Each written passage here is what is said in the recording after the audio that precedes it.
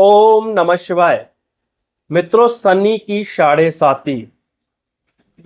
साती के नाम से लोगों को जितना डराया जाता है उतना किसी और चीज के नाम से नहीं डराया जाता है।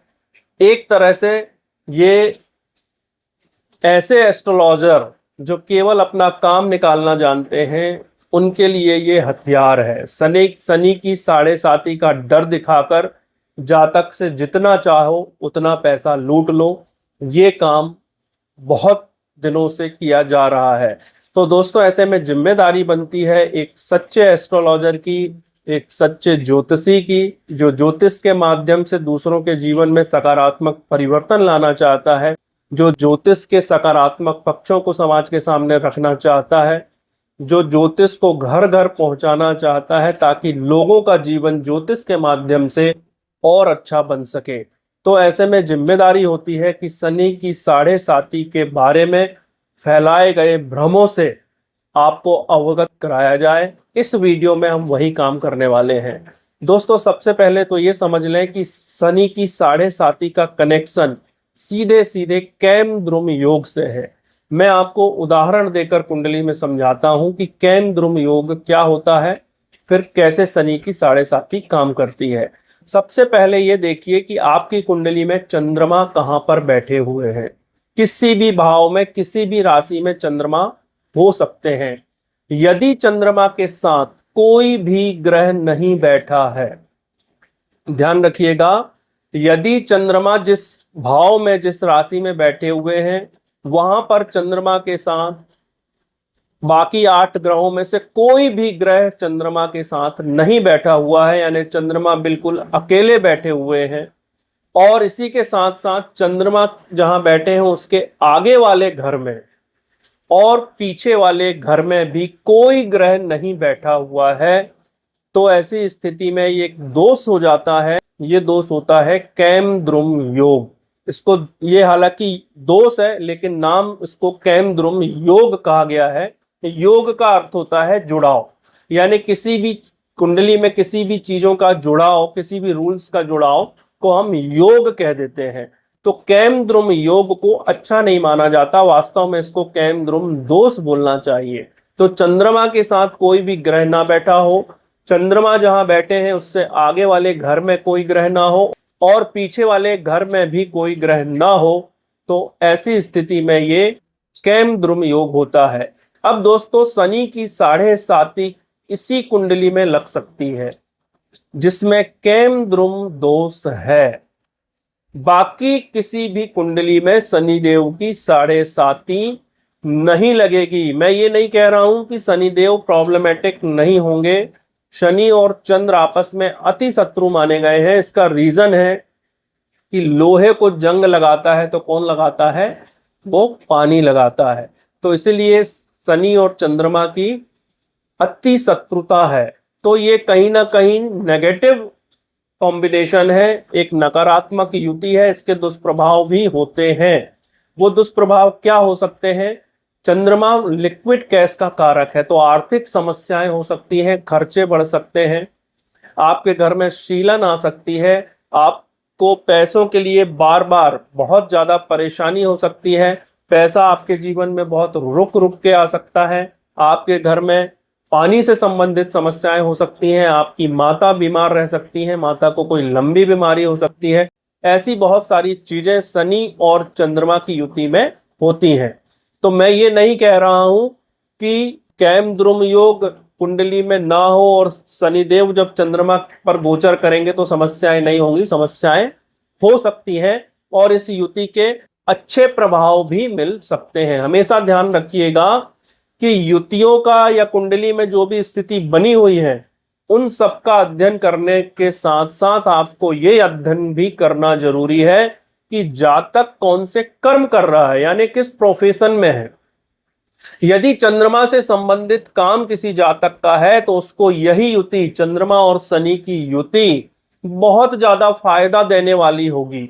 नेवी में जो लोग हैं, जो चांदी का काम करते हैं, दूध का काम करते हैं, पानी का काम करते हैं, एस्ट्रोलॉजर हैं, चंद्रमा से रिलेटेड किसी भी काम को करते हैं, तो उनको चंद्र और शनि की युति अच्छे फल भी देती है। तो दोस्तों अब हम विषय में वापस लौटते हैं कि यदि कुंडली में केमद्रुम योग है तब ही आपको शनिदेव की साढ़े साती लगेगी, अन्यथा नहीं लगेगी। अब शनिदेव की साढ़े साती होती क्या है ये समझ लीजिए। दोस्तों शनिदेव सबसे ज्यादा स्लो चलने वाले ग्रह हैं, यानी वो बहुत धीमी गति से गोचर करते हैं, इसलिए एक राशि में 2.5 साल तक रहते हैं, यानी कुंडली के 12 भावों में उनको गोचर करने में 30 साल लगते हैं, यानी एक राशि में 2.5 साल लगते हैं। अभी पिछली 29 मार्च को शनिदेव कुंभ राशि से निकलकर मीन राशि में आ गए हैं, मीन राशि में 2.5 साल तक गोचर करने वाले हैं। अब दोस्तों जब मीन राशि से पहले कुंभ राशि में शनिदेव थे तो वो 2.5 साल थे, मीन राशि में 2.5 साल रहेंगे, मीन के बाद जो राशि आती है मेष राशि उसमें 2.5 साल रहेंगे। तो दोस्तों शनिदेव की साढ़े साती के यही 3 चरण होते हैं। चंद्रमा किसी भी राशि में जब बैठते हैं तो वो आपकी जन्म राशि होती है। तो दोस्तों एक उदाहरण से समझते हैं कि मान लीजिए आपकी राशि सिंह है, सिंह राशि यानी 5वीं राशि, वहां पर चंद्रमा बैठे हुए हैं और चंद्रमा अकेले बैठे हुए हैं।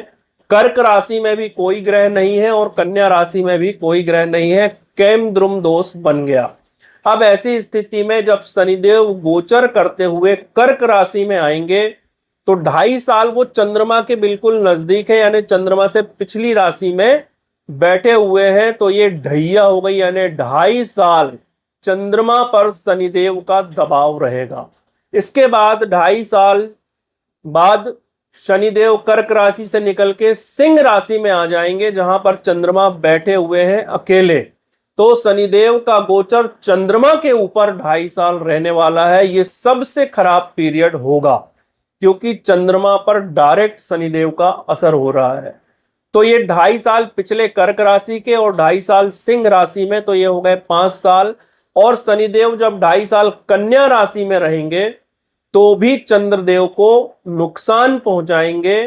तो 2.5 साल इसको भी जोड़ के इस तरह से हमारी जन्म राशि के पिछली वाली राशि के 2.5 साल, उस राशि पर 2.5 साल और अगली राशि पर 2.5 साल, यानी 3 चरण को जब हम जोड़ते हैं तो ये होते हैं 7.5 साल। इसी को कहा जाता है शनिदेव की साढ़े साती। अब ये नुकसानदेह इसलिए होती है क्योंकि चंद्रमा मन का कारक है और शनिदेव प्रेशर के कारक है। किसी भी तरह का दबाव, किसी भी तरह का ब्लॉकेज ये शनिदेव लेके आते हैं।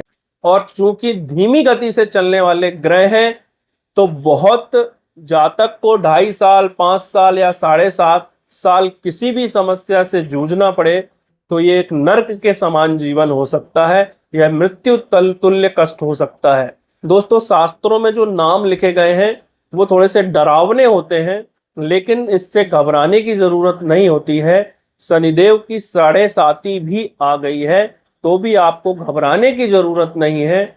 आपको मैं 2 उपाय बता रहा हूं, प्रैक्टिकल उपाय हैं। उपाय तो बहुत सारे हैं, आप दान भी कर सकते हैं, लेकिन दान बिना कुंडली देखे नहीं करने चाहिए क्योंकि दान हमेशा 1, 5, 9 और 4, 8, 12 इन राशियों के किए जाते हैं। 2, 6, 10 और 3, 7, 11 राशियों के दान नहीं किए जाते हैं, नहीं तो आपको फायदे की बजाय आर्थिक नुकसान बढ़ सकता है। इसलिए बिना कुंडली का विवेचन किए किसी भी तरह के उपाय नहीं करने चाहिए। लेकिन इन जनरल जो उपाय हैं जिसमें कुंडली के अध्ययन की आवश्यकता नहीं होती है वो आप जरूर कर सकते हैं। तो दोस्तों शनिदेव क्या है? शनिदेव है हार्ड वर्क, शनिदेव है मेहनत। तो जब भी आपको शनिदेव की ढैया या साढ़े साती लगती है तो आप हार्ड वर्किंग करना शुरू करिए, पसीना निकालना शुरू करिए। अब ये पसीना हो सकता है आप स्मार्ट वर्क करने वाले व्यक्ति हैं, आप दिमागी काम करने वाले व्यक्ति हैं, आप कंप्यूटर के सामने या सेटिंग वाला काम आपका है जिसमें आपको हार्डवर्क नहीं करना होता है। तो ऐसी स्थिति में आप सुबह या शाम जिम जाइए और वहां पसीना बहाइए। वहां पर लोहे की मशीनें होती हैं जो शनि और मंगल से देखी जाती हैं, लेकिन शनिदेव लोहे के कारक है, मशीनरी के कारक है। तो जिम में जाके जब आप मेहनत करेंगे और पसीना बहाएंगे तो भी शनिदेव यूटिलाइज होंगे और कहीं ना कहीं उनके जो नकारात्मक प्रभाव हैं वो बहुत हद तक कम हो जाएंगे। इसी तरह से चंद्रमा के लिए आपको मेडिटेशन करना चाहिए। चंद्रमा को अच्छा करने के लिए आपको रेगुलर मेडिटेशन करना चाहिए। तो शनिदेव की साढ़े साती में ये दो उपाय आपके लिए बहुत कारगर सिद्ध होंगे। रोज मेडिटेशन करिए, कम से कम 20 से 25 मिनट या आधे घंटे, और जिम में जाके पसीना बहाइए। भगवान शिव की आराधना करिए, उनका अभिषेक करिए। और दोस्तों, शनिदेव या भैरव देव के मंदिर में जाकर आपको दूध चढ़ाना चाहिए और उस दूध को कुत्तों को पिलाना चाहिए। ये भी साढ़े साती का एक बहुत अच्छा उपाय है। तो दोस्तों, उम्मीद है कि शनि की साढ़े साती को लेकर जो भ्रम फैलाए जा रहे हैं या इसके माध्यम से आपको डराया जा रहा है, तो आपको बहुत ज्यादा घबराने या डरने की जरूरत नहीं है। यदि आप अपने मन को बढ़िया रखते हैं, अपने दिमाग को बढ़िया रखते हैं, अपने काम को लगातार करते रहते हैं, शनिदेव न्याय प्रिय देवता है, न्याय के देवता है, तो वो ये देखते हैं कि आपके कर्म क्या है। साढ़े साती को आपके कर्मों का परिणाम भी कहना चाहिए। तो यदि आपने अपने जीवन में अच्छे कर्म किए हुए हैं तो शनिदेव आपको साढ़े साती के समय में लाभ भी देने वाले होंगे। इसलिए दोस्तों, ध्यान रखिए, किसी भी खराब युति से डरना नहीं है। हर एक चीज का उपाय ज्योतिष में है। अच्छे से कुंडली का विवेचन कराइए और ठीक उपाय करिए, क्योंकि गलत उपाय नुकसान भी करते हैं। तो उम्मीद है कि वीडियो में दी गई जानकारी आपको पसंद आई होगी। यदि आपने अभी तक हमारे चैनल को सब्सक्राइब नहीं किया है तो जल्दी से सब्सक्राइब करें। अगर आपको हमारे वीडियो में दी गई जानकारी अच्छी लगती है तो ज़्यादा से ज़्यादा लोगों तक इन जानकारियों को पहुंचाइए। वीडियो को ज़्यादा से ज़्यादा लाइक करिए, शेयर करिए, और कुछ पूछना है तो कमेंट करिए। आपने मेरी बातों को बहुत गंभीरता से सुना, इसके लिए बहुत बहुत धन्यवाद। मिलते हैं अगले वीडियो में। ओम नमः शिवाय।